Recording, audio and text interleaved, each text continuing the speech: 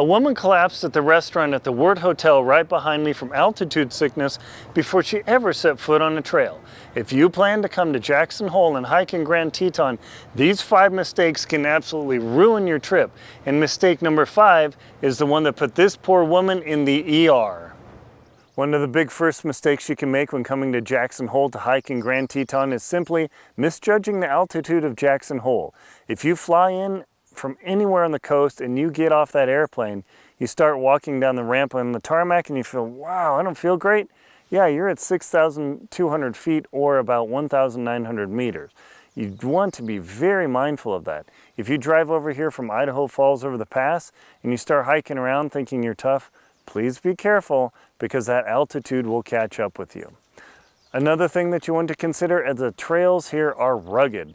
The rocks here are sharp, they will trash your boots, and all the trails, or most of the trails, are super straight up. They'll gain a couple thousand feet or hundreds and hundreds of meters in no time. And people come here thinking, yeah, no problem.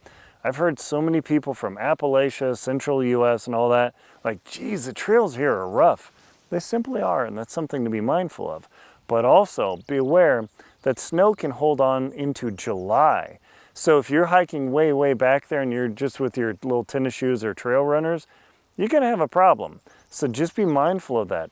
I often use my Keen Targhee 3 hiking boots combined with my Catula micro spikes, and I always bring those because you never know what you're gonna find on the trail.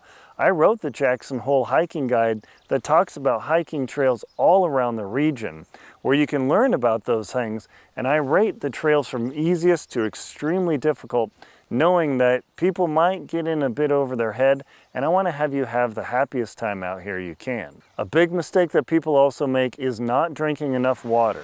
This high alpine environment in the northern area of the Rockies and the Wyoming region is simply dry. You will come here for the first couple days, your lips will be burning, your throat will be parched, and you'll think, wow, this is really rough. It's super beautiful, but the dry air just sucks moisture out of you. I have given people water on every trail I've been on. This is the Granite Canyon trailhead, right leading up to the area where the tram connects. I've given water here. On the flat trail from String Lake to Ginny Lake, I've handed people water because I've seen people, men and women, sitting like, I don't feel good, they're sheet white. And then, hey, would you like some water? Oh, no, I'm fine. Right, yeah, you don't do that to yourself. Bring lots of water. Another thing you got to be very mindful of when you're hiking in the Tetons and Jackson Hole is the weather. Right now it's a totally bluebird sky day, but on the eastern horizon I can see puffy clouds already building up. So even though the forecast says clear, no rain, you're a rookie. The weather usually comes from the west, which means it passes over the Tetons and it will land on top of you in half an hour before you even know what's happening. I've been climbing on Tewanat. The weather said bluebird sky day, and all of a sudden I hear this distant boom, boom, and I thought, ooh, turn around, get off the glacier, start heading down for the trees. Sure enough, in 45 minutes, the lightning's crashing around, hail's coming around me. So just be very careful because the weather forecast is not reliable.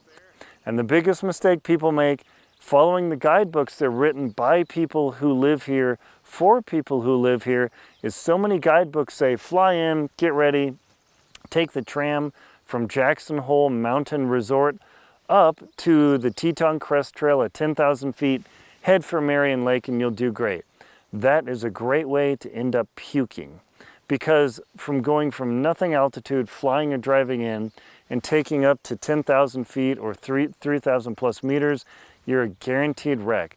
I have guided and showed so many people down Granite Canyon, Death Canyon, Cascade Canyon, because they're like, oh, my Teton Crest Trail hike is terrible. I feel like I'm gonna puke. It's too much altitude gain.